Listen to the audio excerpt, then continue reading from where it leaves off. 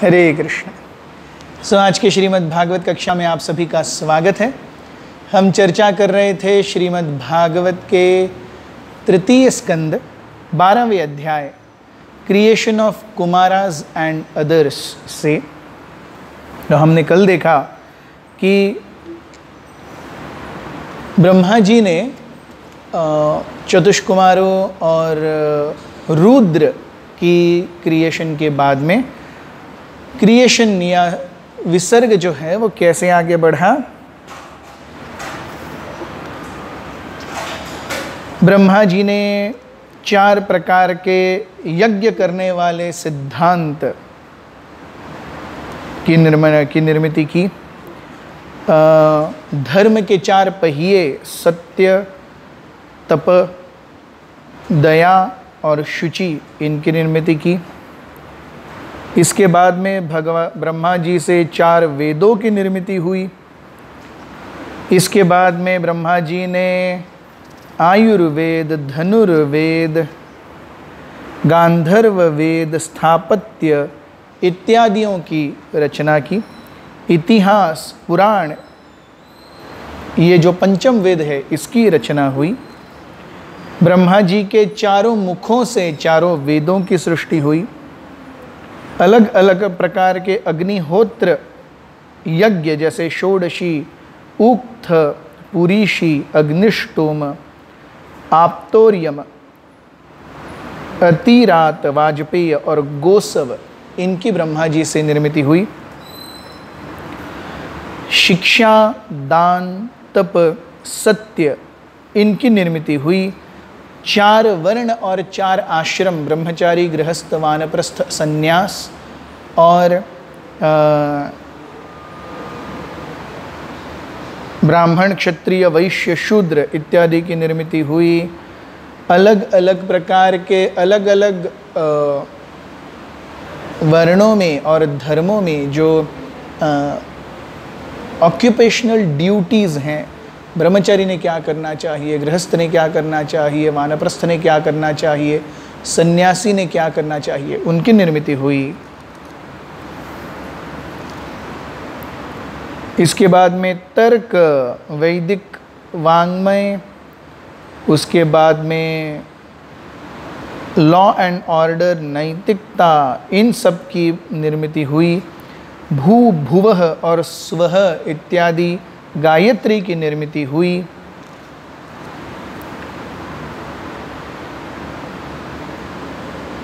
वाङ्मय और व्याकरण, इसकी निर्मिति हुई।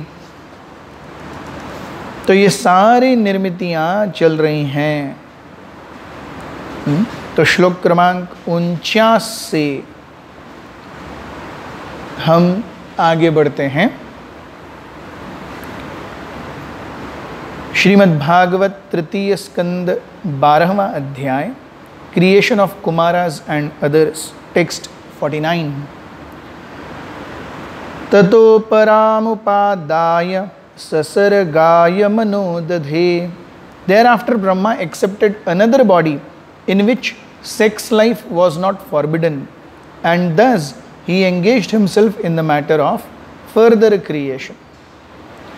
तो उसके बाद में एक ऐसी शरीर की निर्मिति हुई ब्रह्मा जी से जहाँ पर मैथुन सुख के आधार पर नवीन जीवों को उत्पत्ति देने का प्रावधान था। हमने देखा इससे पहले जब ब्रह्मा जी अपनी बेटी वाक के प्रति आकर्षित हुए थे तब उनके सारे बेटों ने एक रेड फ्लैग रेज किया था कि ये आप जो कर रहे हैं वो ठीक नहीं कर रहे हैं। तो यहाँ हम देखते हैं कि अब क्या होगा। अब तक तो प्रिंसिपल्स, निर्जीव चीज़ें आई हैं, अब सजीव चीज़ें आएंगी और सजीव चीज़ें आगे कैसे बढ़ेंगी। सजीव चीज़ें मैथुन क्रिया के द्वारा ही आगे बढ़ेंगी। टेक्स्ट 50। ऋषीणां भूरि वीर्याणाम् अपि सर्गम विस्तृतम् ज्ञात्वा तद्हृदये भूयश् चिन्तयामास Kaurava. O son of the Kurus, when Brahma saw that in spite of the presence of the sages of great potency, there was no sufficient increase in population, he seriously began to consider how the population could be increased. हालांकि सब कुछ तैयार हो गया है, अब तक हम देखते हैं धर्म तैयार हो गया है, धर्म के 4 पहिए तैयार हो गए हैं, कुमार आ गए हैं,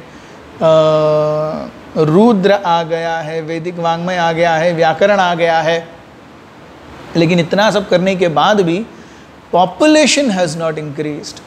तो ये ब्रह्मा जी के लिए एक बहुत बड़ी सोच विचार की बात थी कि why is the population not increasing.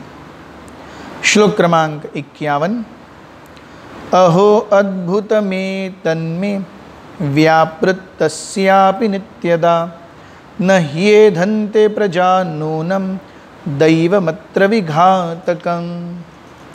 Brahma thought to himself, alas, it is wonderful that in spite of my being scattered all over, there is still insufficient population throughout the universe. There is no other cause for this misfortune but destiny. तो मैं अपनी तरफ के से सब कुछ कर रहा हूँ, फिर भी प्रजोत्पादन नहीं हो रहा है, इसमें अब मेरा कोई दोष नहीं है।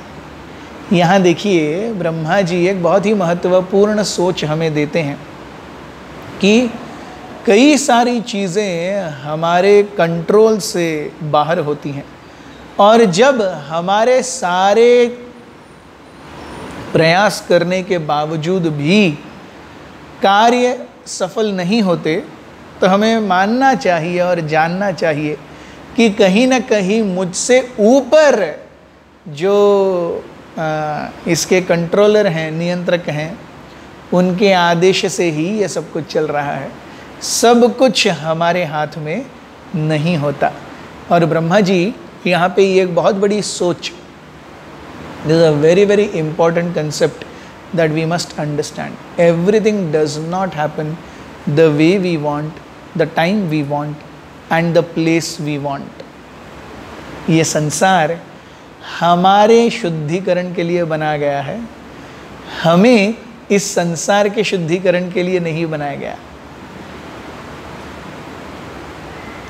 युधिष्ठिर महाराज श्रीमद् भागवत में कहते हैं विदुर जी को संबोधित करते हुए, तीर्थि कुर्वन्ति तीर्थानि स्वान्तस्थेन गधाव्रतः, कि आप जो हैं, आप जैसे महात्मा तीर्थों को भी जाकर पवित्र करते हैं, लेकिन हम उस स्तर पर नहीं हैं।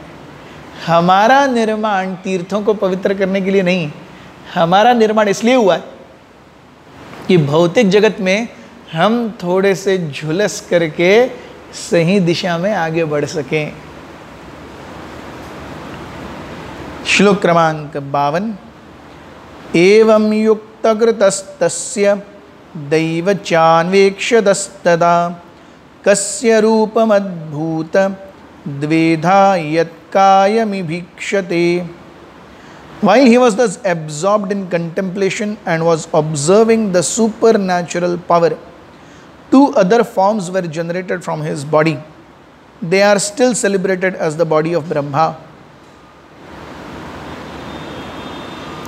तो जब इस प्रकार से ब्रह्मा जी सोच रहे थे कि अरे सृष्टि क्यों आगे नहीं बढ़ रही है, तो ब्रह्मा जी के शरीर से 2 अलग अलग शरीरों की निर्मिति हुई। ये कौन से शरीर थे? श्रील प्रभुपाद जी तात्पर्य में बताते हैं, ब्रह्मा जी के शरीर से 2 अन्य शरीरों की उत्पत्ति हुई। एक की मूछें थी और दूसरी के वक्ष थे या स्तन थे। तो अर्थात पुरुष और स्त्री, इन दोनों की निर्मिति हुई। प्रभुपाद जी कहते हैं, no one can explain the source of their manifestation and therefore until today they are known as Kayam or the body of Brahma, with no indication of their relationship as his son or daughter.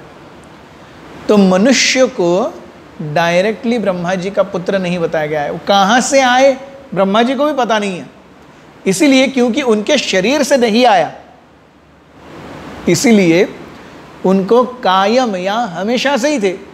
Brahma ji से शायद नहीं आए, ब्रह्मा जी को भी नहीं पता कहाँ से आए, लेकिन आए तो सही। एक स्त्री है एक पुरुष हैं, एक की मूछें थी और दूसरे के सुडौल स्तन थे। श्लोक क्रमांक 53। ताभ्याम रूप विभागाभ्याम मिथुनम समपद्यत। The two newly separated bodies united together in a sexual relationship.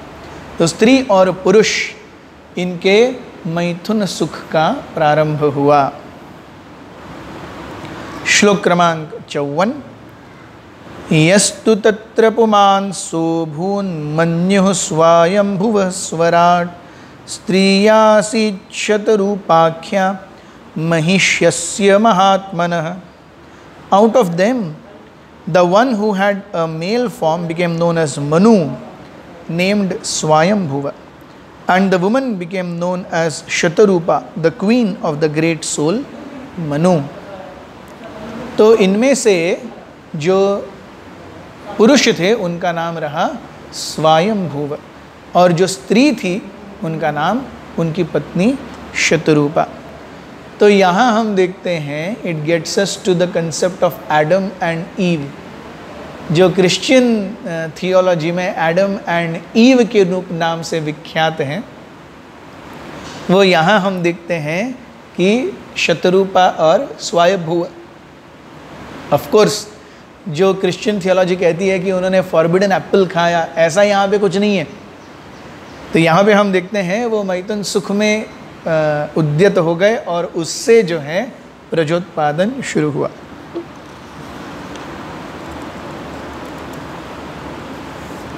तो जब मैथुन जीवन शुरू हुआ वहाँ से एक्चुअली क्रिएशन बढ़ता गया। श्लोक क्रमांक 55। तथा मिथुन धर्मेण प्रजा ह्येधाम भिभुविरे। Thereafter, by sex indulgence, they gradually increased generations of population one after another.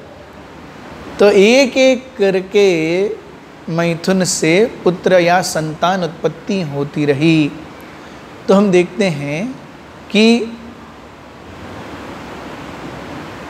जब भी कोई व्यक्ति शादी भी करता है तो चाणक्य पंडित कहते हैं कि शादी क्यों होती है? पुत्रार्थे क्रियते भार्या, या बच्चों की उत्पत्ति के लिए एक व्यक्ति भार्या को स्वीकार करता है या एक स्त्री एक पुरुष को स्वीकार करती है। पुरुष के मन में इच्छा है कि वंश आगे चले, स्त्री के मन में इच्छा है कि वो अपने मातृत्व का आशीर्वाद किसी को दे। तो स्त्री के मन की इच्छा कि मातृत्व किसी को मिले, मेरा मातृत्व किसी को मिले, और पुरुष के मन की इच्छा कि वंश आगे चले, इन दोनों के कारण so both the bodies have their very different needs, why they come together. So इसीलिए हम देखते हैं कि एक स्त्री और एक पुरुष, इन दोनों की मेंटालिटीज बहुत ही अलग अलग हैं। The way their thought processes work is completely different। और ये यहीं पर उद्धृत आता है कि स्त्री का शादी करने का और पुरुष का शादी करने का, दोनों का शादी करने का जो मुख्य कारण है वो बहुत ही अलग है।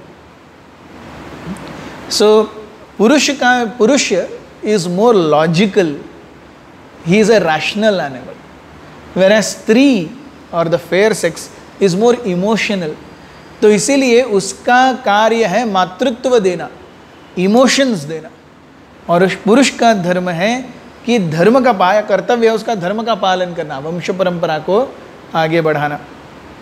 सो the inherent need because of which they come together is different, and that's how we see that in any marriage there has to be huge amount of respect and understanding for each other. क्योंकि जैसा एक पुरुष सोचता है वैसा एक स्त्री नहीं सोचती, और जैसा एक स्त्री सोचती है वैसा पुरुष कभी नहीं सोच सकता।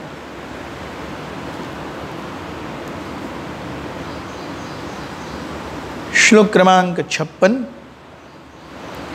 सचापि शतरूपायां पंचपत्यान जीजनत प्रियव्रतो उत्तानपादौ तिस्रः कन्याश्च Bharat आकुतिर्देवहुतिश्च प्रसूतिरिति सत्तमा। O son of Bharata, in due course of time, he, Manu, begot in Shatarupa 5 children. 2 sons, Priyavrata and Uttanapad, and 3 daughters, Akuti, Devahuti and Prasuti. तो स्वयंभुव मनु और शतरूपा के 5 अपत्य हुए, 2 पुत्र और 3 पुत्रियां। तो प्रियव्रत और उत्तानपाद, ये उत्तानपाद के बेटे ही ध्रुव महाराज हैं। और आकुति, प्रसूति और देवाहुति, देवाहुति के बेटे जो हैं वो देवाहुति के पति कर्दम मुनि हैं और देवाहुति के पुत्र जो हैं वो कपिल मुनि हैं। श्लोक क्रमांक 57। आकुतिं रुचये प्रादात् कर्दमायतु मध्यमां दक्षायादात् प्रसूतिं च यत आपूरितं जगत्।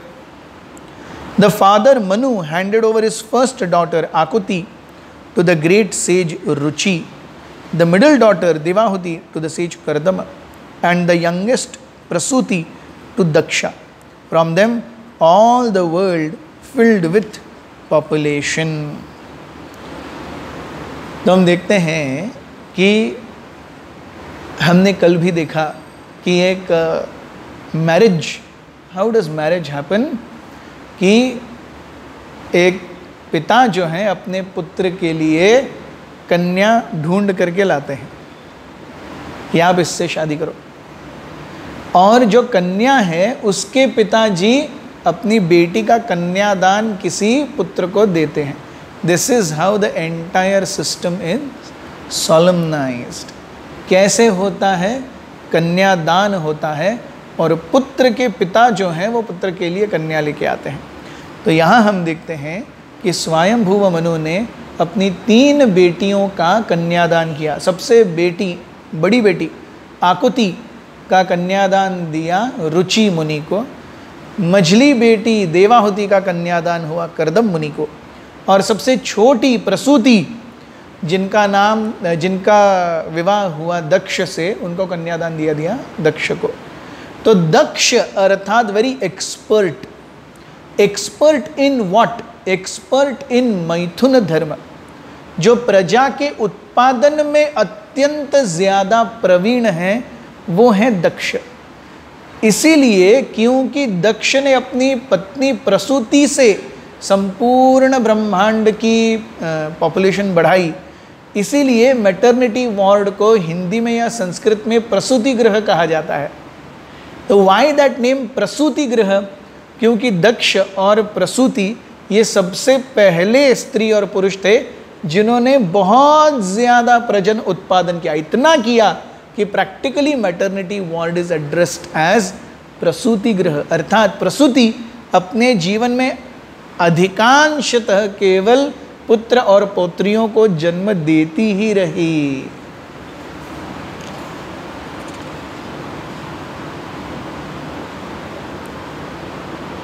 प्रभुपाद जी परपट में कहते हैं, तात्पर्य में कहते हैं, the history of the creation of population of the universe is given here with Brahma ji is the original living creature in the universe, from whom were generated Swayambhuva Manu and his wife Shatarupa. From Manu 2 sons and 3 daughters were born, and from them all the population in different planets has sprung up till now. Therefore Brahma is known as the grandfather of everyone, and the personality of Godhead, being the father of Brahma, is known as great grandfather of all living entities. तो हम देखते हैं ब्रह्मा जी से मनु और मनु से आगे ये सारे जो पुत्र और पुत्रियां हैं वो आए। तो इसीलिए ब्रह्मा जी को क्या कहा जाता है? पितामह कहा जाता है। और पितामह के पिताजी प्रपितामह, द ग्रेट ग्रैंडफादर, ये कौन है? भगवान विष्णु। तो सभी के पितामह हैं ब्रह्मा जी और सभी के प्रपितामह भगवान विष्णु।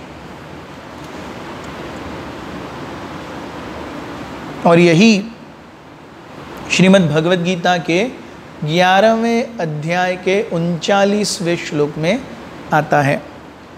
वायुर्यमो अग्निर्वरुणः शंखः प्रजापतिस्त्वं प्रपितामहश्च नमो नमस्तेस्तु सहस्रकृतवः पुनश्च भूयोऽपि नमो नमस्ते। You are the Lord of air, the supreme justice Yama, the fire and the Lord of rain. You are the moon and you are the great grandfather. Therefore, I offer my respectful obeisances unto you again and again. तो हमने देखा यहाँ तक कि सर्ग कैसे हुआ, विसर्ग कैसे हुआ। सर्ग और विसर्ग के बाद ब्रह्मा जी ने फिर से तपस्या की, उसके बाद में चतुष्कुमारों का उत्पत्ति हुई, चतुष्कुमारों के बाद में रुद्र की उत्पत्ति हुई, रुद्र के बाद में काफ़ी सारे जीवों को अपने जीवन में आनंद देने के लिए और भगवत धाम जाने के लिए जो सृजन था उसकी निर्मिति हुई। फिर भी ब्रह्मा जी ने जब देखा कि अरे अब तक तो सब कुछ ऐसा ही है, लोग तो आ ही नहीं, तब मिथुन क्रिया या सेक्स लाइफ का इंट्रोडक्शन होता है। स्वयंभू मनु, शतरूपा और उनके 5 बेटे, 5 अपत्य, 2 पुत्र उत्तानपाद और ध्रुव और 3 पुत्रियां अकोति, प्रसूति और देवाहुति। और इन तीनों पुत्रियों के 3 पति, अकुति के रुचि, देवाहुति के कर्दम और प्रसूति के दक्ष। Thus end the Bhaktivedanta purports of the 3rd canto, 12th chapter of Srimad Bhagavatam entitled Creation of the Kumaras and Others। तो आज हमने तीसरे स्कंद के 12वें अध्याय को समाप्त कर दिया। तीसरे अध्याय के 13वें स्कंद की शुरुआत, तीसरे स्कंद के 13वें अध्याय की शुरुआत करते हैं। Appearance of Lord Varaha, Text 1। Shri शुक उवाच निशम्य वाचं वदतो मुनिः पुण्यतमां नृप भूयः प्रपच्छ कौरव्यो Vasudev कथादृतः। Shri Shukadeva Goswami said, O king, after hearing all these most virtuous topics from the sage Maitreya, Vidura inquired further on the topics of the Supreme Personality of Godhead, which he adored to hear। Shukdev Goswami ने कहा कि हे राजन, अब तक मैत्रेय मुनि से इतना सुनने के बाद विदुर ने आगे भगवान के बारे में सुनने की और इच्छा व्यक्त की। और तब मैत्रेय मुनि कहने लगे। तो प्रभुपाद जी कहते हैं यहाँ पे कि द वर्ड आदृतः is very significant because it indicates that Vidura had a natural inclination for hearing the transcendental message of the Supreme Personality of Godhead, and he was never fully satisfied through continuing to hear these topics। आदृतः, अत्यंत आर्द्रता से, he is waiting to hear more। भगवान की कथा सुनने के लिए ये दिल मांगे मोर, दैट इज आदृतः। तो विदुर जी अत्यंत ज़्यादा उत्कंठित हैं भगवत चेतना को प्राप्त करने के लिए, भगवान की दिव्य लीलाओं के श्रवण के लिए। तो इसलिए वो मैत्रेय मुनि से और क्या कहते हैं ये हम आगे देखते हैं। श्लोक क्रमांक 2।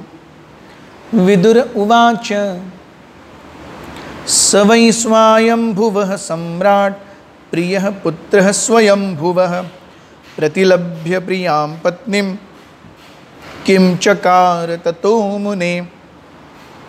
विदुर जी ने कहा, हे मैत्रेय मुनि, एक अत्यंत सुंदर और सुशील पत्नी प्राप्त करने के बाद स्वयंभुव मनु ने क्या किया। O great sage, what did Svayambhuva, the dear son of Brahma, do after obtaining his very loving wife? So देखिए, Bhagavatam is so crystal clear। तो भागवतम में ये शास्त्रों के इस पहलू के बारे में हमें जानना और समझना अत्यंत आवश्यक है। तो शास्त्र ये तो कहते हैं कि अरे मैथुन धर्म की शुरुआत हुई, उसके बाद में स्वयंभू मनु और शतरूपा ने 2 पुत्रों और पुत्रियों को जन्म दिया, लेकिन उन दोनों के बीच में रिलेशनशिप कैसा था? Relationship was very loving. तो ये कहने से भी भागवतम नहीं डरता, भागवतम हिचकिचाता नहीं। वो ये नहीं कहता अरे ये तो शुद्ध भक्ति के लिए ग्रंथ बना हुआ है, इसमें हम एक स्त्री और पुरुष के मैथुन सुख के लिए जो एकत्रित आए हैं उनके लविंग रिलेशनशिप के बारे में कैसे बात कर सकते हैं? नहीं। The essence is unless there is a very loving relationship between husband and wife, the entire journey and experience of married life will be very troublesome. इसीलिए स्त्री और पुरुष जो विवाहित हैं उनके बीच में लविंग रिलेशनशिप होना ये अत्यंत आवश्यक है। आप कहेंगे एक ब्रह्मचारी ऐसा कैसे बात कर रहा है? मैं केवल भागवतम को उद्धृत कर रहा हूँ। व्हाट डिड स्वयंभू Manu do after getting a very loving wife? तो हम देखते हैं कि एक स्त्री और पुरुष के बीच का जो ये आकर्षण है ये अत्यंत, it is a very natural inclination. इसमें कोई गलत चीज़ नहीं है, क्योंकि इसके पीछे एक कार्य है। कार्य क्या है? कि स्त्री और पुरुष एकत्र आएंगे, जब मैथुन करेंगे उससे प्रजा की उत्पत्ति होगी। प्रत्यक्ष जायते इति प्रजा। तो अगर एक दूसरे के प्रति लविंग रिलेशनशिप ही नहीं है तो वो एकत्रित ही क्यों आएंगे? और अगर एकत्रित नहीं आएंगे तो प्रजोत्पादन कैसे होगा? सो इसीलिए a very important aspect that we learn here is the relationship between Swayambhuva and Shatarupa was very loving, and Bhagavatam does not mince words to state like this.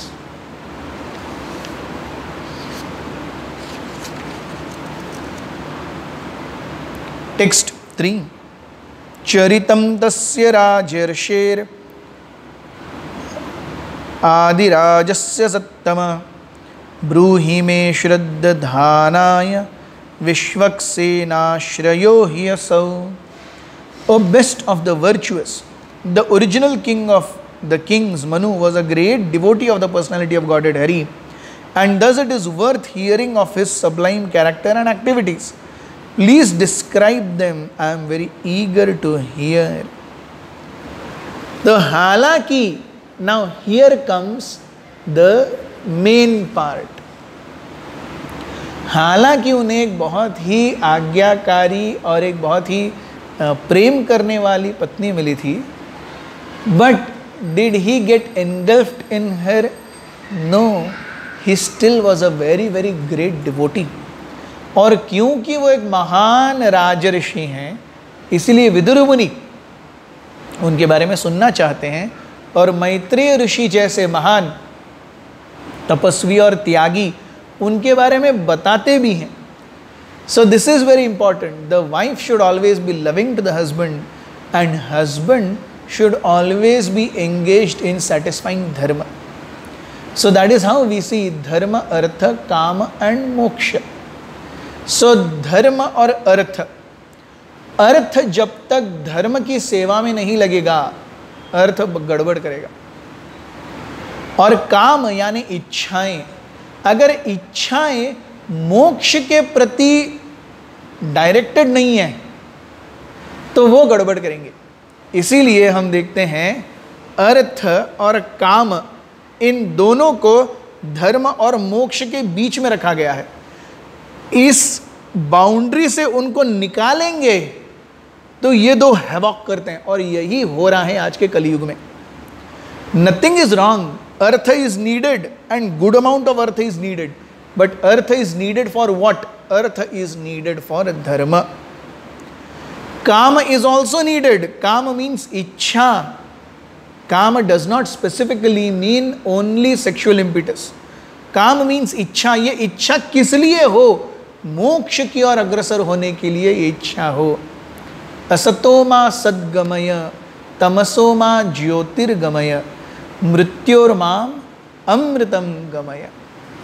तो ऐसे हम देखते हैं कि Shatrupa is a very loving wife, but Swayambhuva Manu is also equally great devotee, and he engaged everything in the capacity of a Rajarshi in order to give everything for the loving service of the Supreme Personality of Godhead.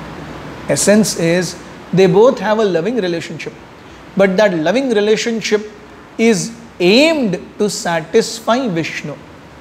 एक दूसरे को देखिए, हम जब ब्रह्मचर्य आश्रम में join किए तो हमें बताया गया था कि गृहस्थ जीवन कैसा है, एक पति और पत्नी एक दूसरे के साथ हैं और प्रैक्टिकली उस क्लोज सर्कल में और कोई नहीं है, वो दोनों ही हैं। अगर उनका एक दूसरे के साथ नहीं जमता, it's a very big question mark. ब्रह्मचर्य आश्रम कैसा है, वो 5 लोग हैं एक साथ में, मेरा इसके साथ नहीं जम रहा तो उसके साथ तो जम रहा है, उसके साथ नहीं जम रहा तो उसके साथ तो जम रहा है, किसी के साथ तो जम रहा है।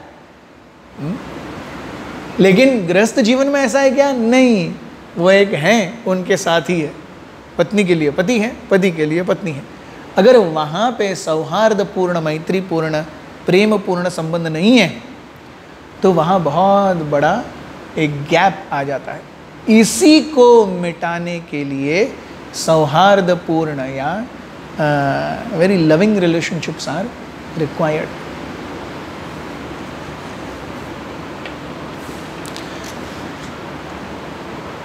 श्लोक क्रमांक 4। श्रुतस्य पुंसां शुचिरश्रमस्य नान्वञ्जसा सूरिभिरीडितोऽर्थ तद्गुणानुश्रवणं मुकुन्द पादारविन्दं हृदयेषु येषां। Persons who hear from a spiritual master with great labor and for a long time must hear from the mouths of pure devotees about the character and activities of pure devotees.